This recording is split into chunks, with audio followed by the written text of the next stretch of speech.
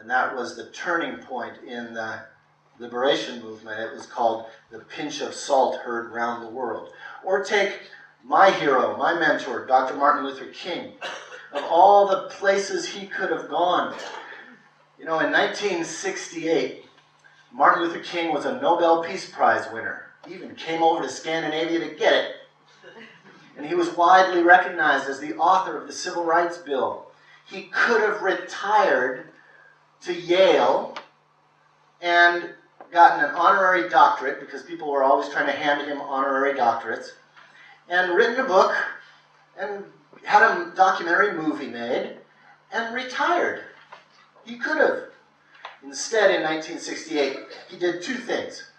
He spoke out against the war in Vietnam. And all of his advisors said, don't do it, Dr. King. Don't speak out against the war. We've got a domestic civil rights movement. Don't talk about foreign policy. But Dr. King was not about photo opportunities. He was about conscience. So he spoke out against the war. And that sealed his fate. Exactly 1 year after he spoke out against the war in a public address in New York, exactly 1 year to the hour, he was murdered in Memphis by his own government. But even that wasn't enough. He wanted to start a poor people's campaign. And so he went to Memphis. And all of his advisors say, Dr. King, don't go to Memphis. They're going to kill you in Memphis. Memphis is dangerous. But he said, the garbage workers are striking in Memphis, and they're asking for my help. These are the poorest of the poor. They didn't even have proper shoes. And people would leave an old pair of used shoes out by the garbage as a charitable gift to the garbage men. All the garbage men were black. And they were striking. And Dr. King went and stood with those poorest of the poor in the racist South, in Memphis. And because of that, they killed him there. So understand, friends, that when Jesus made a choice to stand with fishermen, it was a very consequential choice. It had all sorts of political and social ramifications. So that finally brings us to the most highly sentimentalized text in our gospel.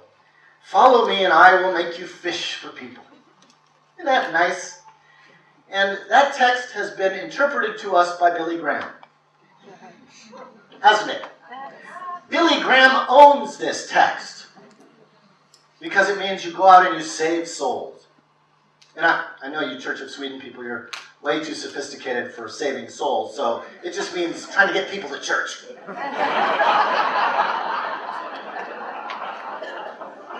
You try to get them to church, they get in, you have an hour, nobody gets hurt, nobody gets famous, nobody gets saved, and out you go again. But everybody wants to recruit, and this is the most famous recruiting line.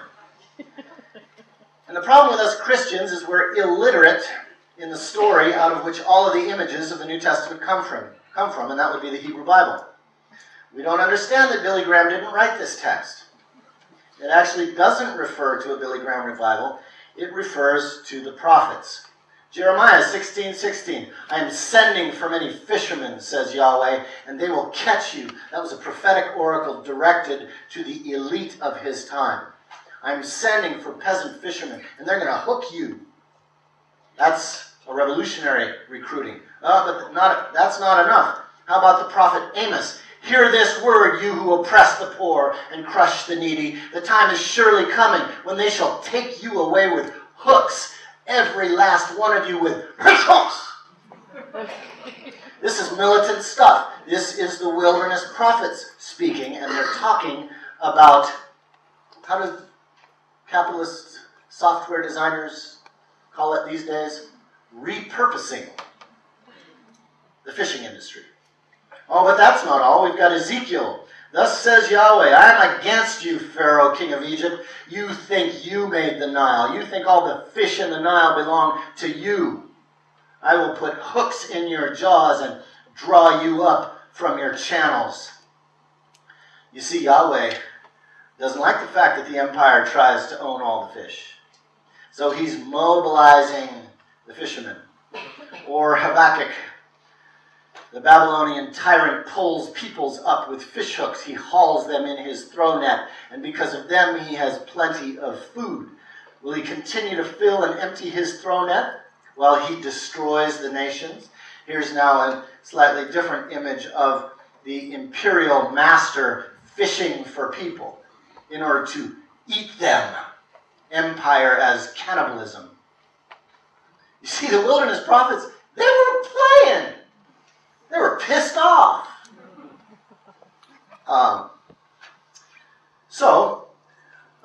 In the tradition, when Jesus says, I will make you fishers of people, it's drawing on this prophetic tradition to make a point about God's coming judgment on all who oppress the poor and the marginalized.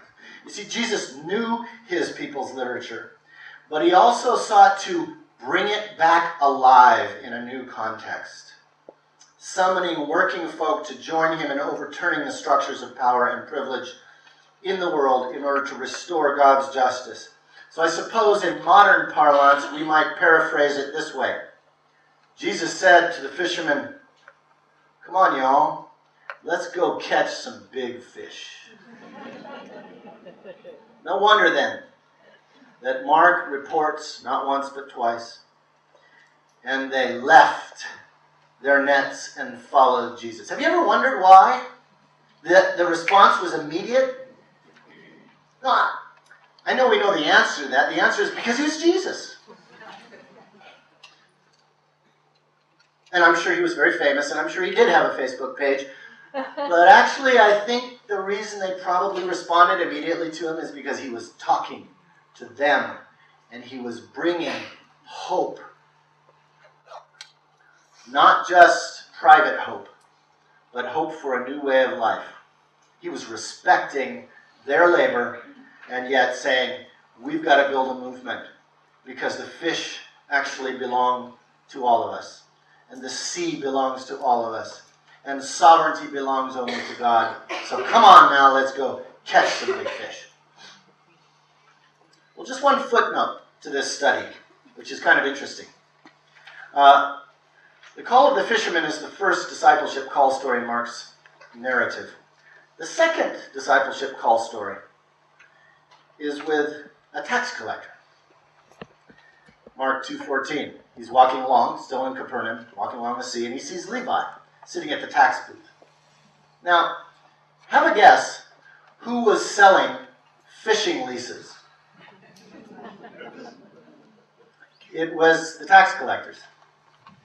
So not only is Jesus targeting the working people who are being marginalized, but he's also targeting the people who are oppressing. And he's calling everybody to a new way of being. Not only that, the really cool thing about this is that he says, follow me.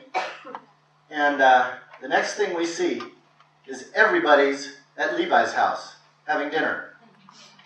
Now, you know, Levi lived in the nice part of town. And he had those great smorgasbords. And it wasn't just Jesus coming to join him, was it? It was Jesus and all his funky, smelly, fishing friends. Party at your house, Levi, tonight, and I'm bringing all my friends.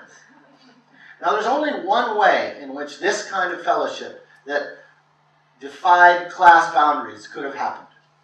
And that is if Levi had been challenged to understand that discipleship for him meant distributing wealth and power, building a new society. And that's our part of the story. That's the Church of Sweden's part of the story. That's my part of the story. Is that not only is Jesus working with poor folks in Tanzania, or in East Timor, or in the Philippines, but Jesus is working with us. But his word to us is, you got to provide hospitality and start sharing the stuff. That's justice right now. Well, I got Emmanuel's invitation to go to Palestine a couple of years ago. And I went. And Elaine and I, while we were there, went to the Church of the Loaves and Fishes. one of the beautiful places right there on the shores of the Sea of Galilee. And I love the fact that this church, which is the traditional site of the feeding in the wilderness, has in this Byzantine mosaic right under the altar this symbol, this ancient symbol of the church. Fish and bread. Folks, that's not just a gastronomic symbol. It's a symbol of justice. Our church is about loaves and fishes first, as a symbol of an alternative justice, an alternative society. So, I want to conclude by saying three things. Our invitation, I believe, particularly in our first world countries, is to occupy the gospel. That is, our faith is meant to be discipleship that works for justice for all. That's what it means to follow Jesus today. And our churches need to get that right. Now, there's been a little movement called Occupy Church, and it's sort of nice. One of my favorite slogans is this guy, I threw the money lenders out for a reason. I like that. But Occupy Church, and I really want to invite out all of us to be occupying church. We have to create a culture of peace, value people over profits, equal rights, protection of the environment, and so on and so forth. But of course, the question always is, how do we do that? And so I want to leave you with just two examples, because of course our job is to read the gospel, to recover it from Disneyland, and then to flow out of church onto the streets with the good news. So, to start at home, we could be a little more concerned than perhaps we are about mining on Sami land. That would be a good issue for the church to perhaps be a little more outspoken. Kaisa, are you here? I saw you. Yeah, here's Kaisa Huva. She is Church of Sweden's staff person on Sami issues. Raise your hand. I'm going to make you do it 3 times. Come out into the light, sister. This is Kaisa. Yeah, she's right there. She's a fantastic person. We met in Palestine, and she took me in a corner and read me the riot act. She said, okay, here's the deal. And I really appreciate that. Thank you, Kaisa. None of us here in Scandinavia should be doing justice work that does not include these issues. Secondly,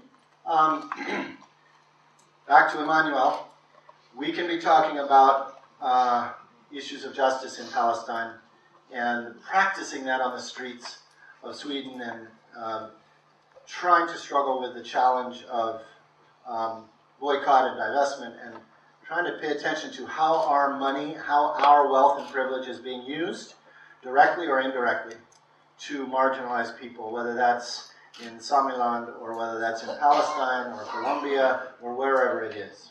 Now I know that you know all these issues, but it is very important that we see these, dear friends, as gospel mandates. This is part of our faith. This is part of our evangelism. This is part of what it means to be church.